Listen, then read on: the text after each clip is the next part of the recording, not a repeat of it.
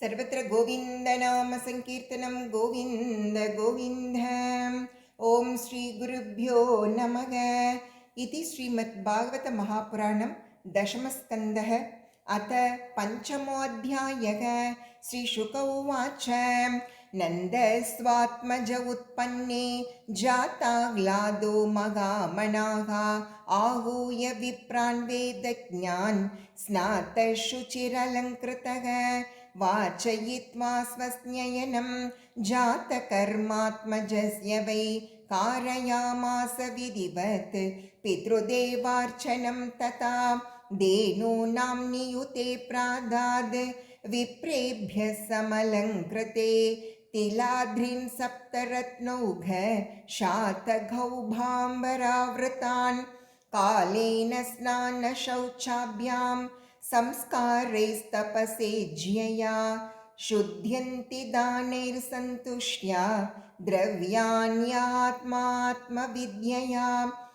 सौमङ्कल्यगिरो विप्राः सूतमागतवन्दिनः गायकाश्च जघुर्नेदुः बेर्यो दुन्दुभयो मुहुः व्रजः संमृष्टसंसिक्त द्वाराजिरगृहान्तरः चित्रध्वजपताकाश्रक् चैलपल्लवतोरणैः गावो वृषा वत्सतरा हरिद्रा तैलरूषिताः विचित्रताधूपर्हस्रग् वस्त्रा काञ्चनमालिनः महार्घवस्त्राभरण कञ्चुकोष्णीषु भूषिताः गोपाः समाययुराजन् नानोपायनपाणयः गोप्यश्चाकर्ण्यमुदिता यशोदाया सुतोद्भवम् आत्मानं भूषयाञ्चक्रुः वस्त्राकल्पाञ्जनादिभिः नवकुङ्कुमकिञ्चल्क मुखपङ्कजभूतयः बलिभिस्त्वरितं जग्मुः पृथुश्रोण्यश्चलत्कुचाः गोप्यः स्मृष्टमणिकुण्डलनिष्ककण्ठ्यः चित्राम्बराः पतिशिखाच्युतमाल्यवर्षागां नन्दालयं सवलया व्रजतीर्विरेजुः व्यालोलकुण्डलपयोदरहारशोभागां ताशिषः प्रयुज्ञानाः चिरं पाहीति बालके हरिद्राचूर्णतैलाद्भिः सिञ्चन्त्यो अजनमुज्जगुः अवाद्यन्तविचित्राणि वादित्राणि महोत्सवे कृष्णे विश्वेश्वरे अनन्ते नन्दस्य व्रजमागते गोपाः परस्परं हृष्टाः दधिक्षीरघृताम्बुभिः आसिञ्चन्तो विलिम्पन्तो नवनीतैश्च चिक्षिपुः नन्दो महामनास्तेभ्यो वासोऽलङ्कारगोदनं सूतमागधवन्दिभ्यो ये ये विद्योपजीविनः तैस्तैर्कामैरधीनात्मा यतोचितमपूजयत् विष्णोराराधनार्थाय स्वपुत्रस्य उदयाय च रोहिणी च महाभागा नन्दगोपाभिनन्दिता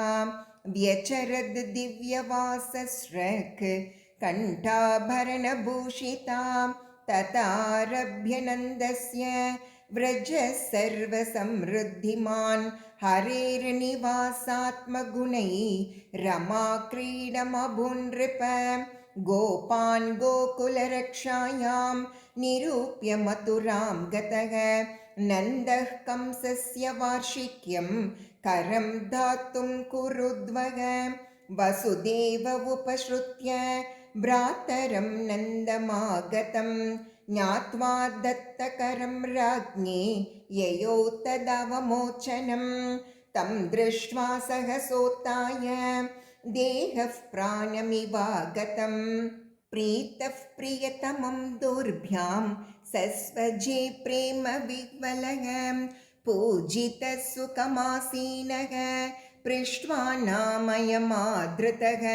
प्रसक्तधिस्वात्मजयोः इदमाह विशाम्पते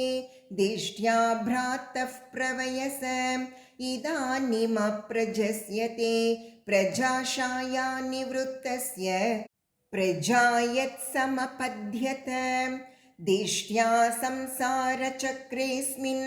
वर्तमानः पुनर्भवः उपलब्धो भवानद्य दुर्लभं प्रियदर्शनं नैकत्र प्रियसंवासः सुहृदां चित्रकर्मणाम् ओघेन व्यूह्यमानानां प्लवानां स्रोतसो यथा कच्चित् पशव्यं निरुजं भूर्यं बुद्रुणवीरुधं बृहद्वनं तदधुना यत्रासे त्वं सुहृद्वृतः भ्रातर्मम सुतः कश्चिन् मात्रा सह भवद्व्रजे तातं भवन्तं मन्वानः भवद्भ्याम् उपलालितः पुंसस्त्रिवर्गो विहितः सुहृदो ह्यनुभावितः न तेषु क्लिश्यमानेषु त्रिवर्गोऽर्ताय कल्पते। नन्द उवाच अहो ते देवकी पुत्राः कंसेन बहवो हताः एकावशिष्टा वरजा कन्या सापि दिवं गता नूनं ह्यदृष्टनिष्ठोऽयम् अदृष्टपरमो जनः अदृष्टमात्मनस्तत्त्वं यो वेद न समुह्यति। वसुदेव उवाच करो वै वार्षिको दत्तो राज्ञे दृष्टा वयं च वः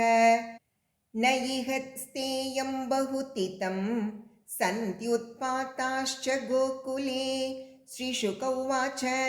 इति नन्दादयो गोपाः प्रोक्तास्ते शौरिनाययुः अनोभिरनडुद्युक्तैः तमनुज्ञाप्य गोकुलम्। ॐ इति श्रीमद्भागवते महापुराणे पारमहंस्यां संहितायां दशमस्कन्धे पूर्वार्धे नन्दवसुदेवसङ्गमो नाम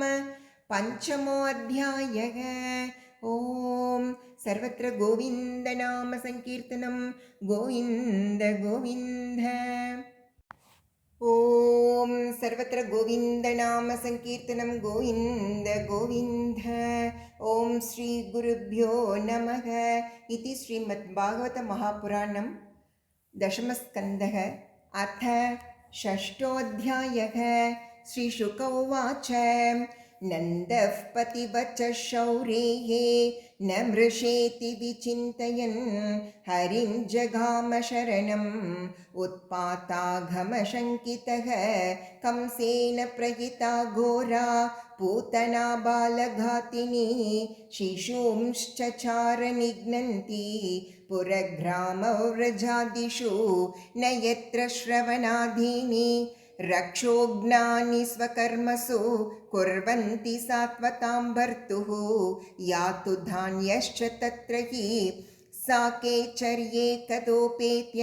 पूतनानन्दगोकुलं योषित्वा माययात्मानं प्राविशत् कामचारिणी तां केशबन्धव्यतिशक्तमल्लिकां बृहन्नितम्बस्तनकृच्छ्रमध्यमां सुवाससंकम्पितकर्णभूषणत्विषोल्लसत् कुन्तलमण्डिताननां वल्गुस्मितापाङ्गविसर्गवीक्षितैः मनोहरन्तीं वनितां व्रजौकसाम् अमं सताम्बोजकरेण रूपिणीं गोप्यश्रियं द्रष्टुमिवागतां पतिं बालग्रहस्तत्र विचिन्वति शिशून् यदृच्छयानन्दगृहे आसदन्तकं बालं प्रतिच्छन्न निजोरुतेजसं ददर्श तल्पेऽग्निमिवाहितं बसि विबुध्यतां बालकमारिकाग्रहं चराचरात्मा स निमीलिते क्षणः अनन्तमारोपयतङ्गमन्तकं यतोरगं सुब्धमबुद्धिरज्जुदीः तां तीक्ष्णचित्तामतिवामचेष्टितां वीक्ष्यान्तराकोशपरिच्छदासिवत् वरस्त्रियं तत्प्रभाया च दर्शिते निरीक्षमाणे जननी ह्यतिष्ठतां तस्मिन् स्तनं दुर्जरवीर्यमुल्बणं घोराङ्कमादाय शिशोर्दधावत गाढं कराभ्यां भगवान् प्रपीड्य तत् प्राणैर्समं रोषसमन्वितोऽपिबत् स मुञ्चालं इति प्रभाषिणी निष्पीड्यमाना अखिल जीवमर्मणि विवृत्य नेत्रे चरणौ भुजौ मुहुः प्रस्विन्नगात्रा क्षिपतिरुरोदः तस्यास्वनेनातिकभीररं हसा साद्रीर्मयीद्यौश्च चचालसग्रहा रसाद्दिशश्च प्रतिनेधिरे जनाः पेतुश्चितो वज्रनिपातशङ्कया निशाचरितं व्यतितस्तनाव्यसुः व्याधाय केशांश्चरणौ भुजावपि प्रसार्य गोष्ठे निजरूपमास्थिता वज्राहतो वृत्रयिवा पतन्नृप पतमानोऽपि तद्देहः त्रिघव्यूत्यन्तरद्रुमान् चूर्णयामास राजेन्द्र महदासीत् तद्भुतम् ईशामात्रोग्रदं श्रास्यं गिरिकन्धरनासिकं गण्डशैलस्तनं रौद्रं प्रकीर्णारुणमूर्धजम् अन्धकूपगभीराक्षं पुलिनारोहभीषणं बद्धसेतुभुजोर्वङ्ग्री शून्यतो यह्रदोधरं सन्तत्र सुस्मतद्वीक्ष्य गोपा गोप्यः कलेवरं पूर्वं तु तन्निस्वनित भिन्नहृत्कर्णमस्तकाः बालं च तस्या उरसि क्रीडन्तमकुतो भयं गोप्यस्तूर्णं समभ्येत्य जगृहुर्जातसम्भ्रमाः यशोदारोहिणीभ्यां ताः समं बालस्य सर्वतः रक्षां विदधिरे सम्यग् गोपुच्छभ्रमणादिभिः गोमूत्रेण स्नापयित्वा पुनर्गोरजसार्भकं रक्षां चक्रुश्च शकृता द्वादशाङ्गेषु नामभिः गोप्य संस्पृष्टसलिला अङ्गेषु करयोः पृथक् यस्यात्मन्यत बालस्य बीजन्यासमकुर्वत अव्यादजोङ्घ्रिमणिमांस्तव जान्वदोरो यज्ञोच्छुतकटितटं जठरं हयास्यः हृत्केशवस्त्वदुरयीशयिनस्तु कण्ठं विष्णोर्भुजं मुखमुरुक्रमयीश्वरः कं चक्रियग्रतः सह गदो हरिरस्तु पश्चात् त्वत्पार्श्वयोर्धनुरसि मधुहाजनश्च कोनेषु शङ्ख उरुगाय उपर्युपेन्द्रः तार्क्ष्यः क्षितो हलधरः पुरुषः समन्तात् इन्द्रियाणि हृषीकेशः प्राणान्नारायणोऽवतु श्वेतद्वीपपतिश्चित्तं मनो योगेश्वरोऽवतु वृष्णिगर्भस्तु ते बुद्धिम् आत्मानं भगवान् परः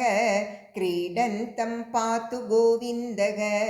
शयानं पातु माधवः व्रजन्तम् अव्याद्वैकुण्ठ आसीनं त्वां श्रियः पतिः भुञ्जानं यज्ञभुक् पातु सर्वग्रहभयङ्करः डाकिन्यो यातु धान्यश्च कूष्माण्डाये अर्भकग्रहाः भूतप्रेतपिशाचाश्च यक्षरक्षो विनायकाः कोटरा रेवती ज्येष्ठा पूतना मातृकादयः उन्मादायेह्यपस्मारा देहप्राणेन्द्रियद्रुहः स्वप्नदृष्टा महोत्पाता वृद्धबालग्रहाश्च ये सर्वे नश्यन्तु ते विष्णोः नामग्रहणभीरवः। श्रीशुक उवाच इति प्रणयबद्धाभिः गोपीभिः कृतरक्षणं पाययित्वा स्तनं माता सन्न्यवेशयधात्मजम् तावन्नन्दादयो गोपा मथुराया व्रजं गताः विलोक्य पूतना देहं बभूवुरतिविंसिताः नूनं बतर्षि सञ्जातो योगेशो वा समाससः स एव दृष्टो ह्युत्पातो यदा हानकतुन्दुभिः कळेवरं परशुभिश्चित्वा तत्ते व्रजौकसः दूरे क्षिप्त्वा वयवशो न्यदहन् काष्ठधिष्ठितं दह्यमानस्य देहस्य धूमश्चागुरुसौरभः उत्थितः कृष्णनिर्भुक्त सपद्याहतपाप्मणः पूतनालोकबालग्नि राक्षसीरुधिराशना जिगांसयापि हरये स्तनं दत्त्वाप सद्गतिं किं पुनः श्रद्धया भक्त्या कृष्णाय परमात्मने यच्छन् प्रियतमं किं नो रक्तास्तन्मातरो यथा पद्भ्यां भक्तहृदिस्ताभ्यां वन्द्याभ्यां लोकवन्दितैः अङ्गं यस्या समाक्रम्य भगवान् अपिबत्स्तनं यातु धान्यपि सा स्वर्गम् अवाप जननी गतिं